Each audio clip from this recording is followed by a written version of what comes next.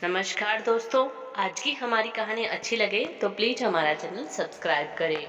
शहर से विवाह करके आई आराध्या जब से अपने ससुराल एक गांव में आई तब से देख रही थी घर में उसकी बुजुर्ग दादी सास का अपमान होता हुआ।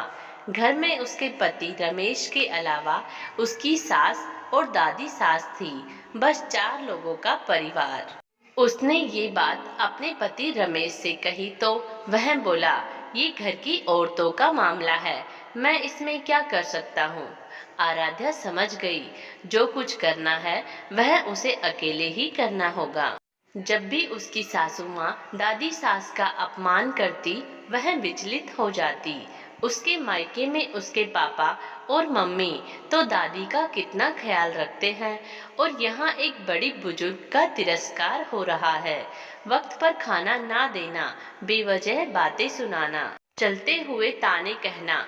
आराध्या को लगता उसे अपनी सास से इस पर बात करनी चाहिए, मगर फिर मन में आया, कहीं मैं सास से ये सब कहूंगी तो सासू माँ आप दादी माँ का तिरस्कार मत किया करो, तो कहेंगी कि कल की बहू आकर मुझे उपदेश दे रही है और बात बजाय बनने के बिगड़ जाएगी।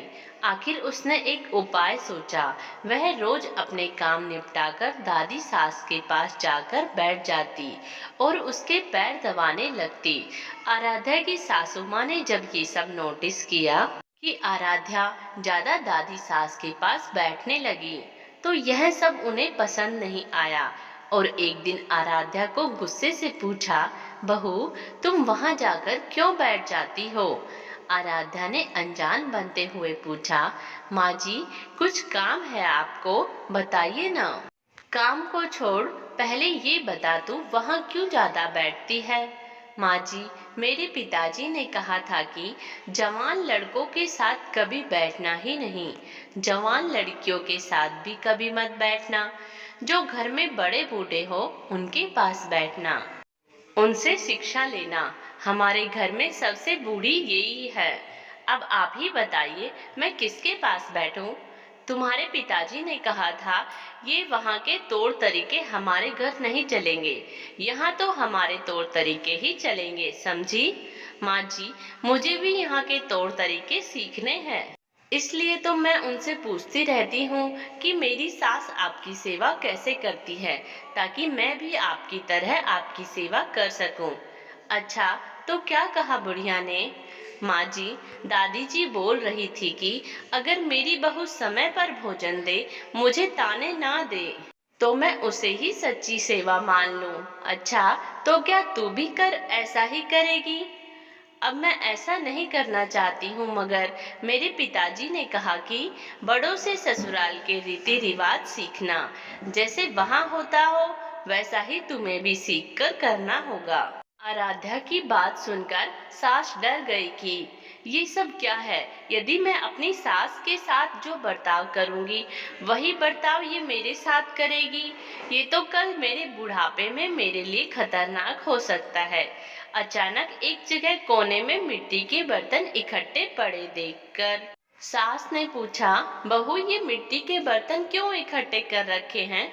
आराध्या ने कहा, आप दादी जी को ऐसे ही बर्तनों में भोजन देती हो, इसलिए मैंने पहले ही ये बर्तन जमा कर लिए हैं ताकि कल। क्या मतलब, तो तुम मुझे कल को मिट्टी के बर्तन में भोजन कराएगी। जी अब आप ही ने तो थोड़ी देर पहले कहा कि यहाँ आपके यहाँ की रीति रिवाज चलेगी।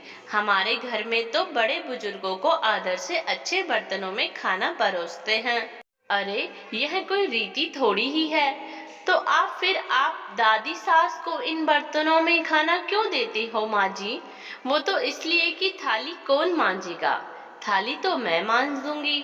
ठीक है तो तू आज से उन्हें थाली में खाना दिया कर और ये मिट्टी के बर्तन उठाकर बाहर फेंक।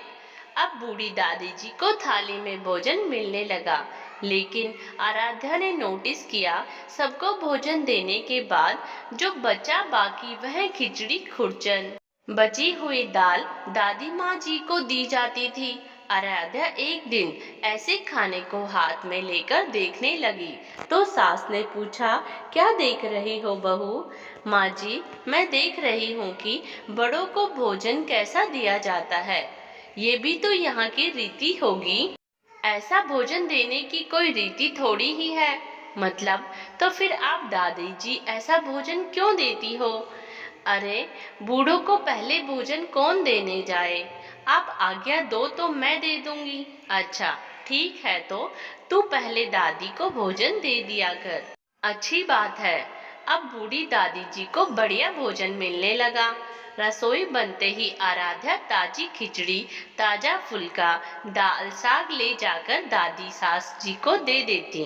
दादी माँ जी तो मन ही मन आशीर्वाद देने लगी। दादी माँ दिन भर एक खटिया में पड़ी रहती और वह खटिया भी लगभग टूटी हुई थी। उसमें से बंधनवार की तरह मूंछ नीचे लटकती थी।